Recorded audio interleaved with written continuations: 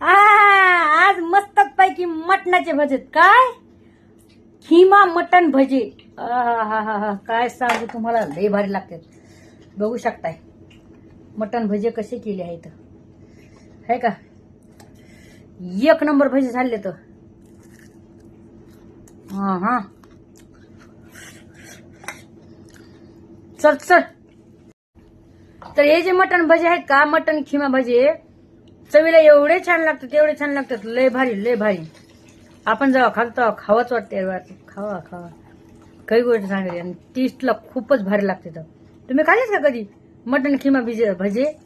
मला नक्कीच कमेंट मध्ये सांगा. काय एक लाईक शेअर कमेंट करायला विसरू नका. या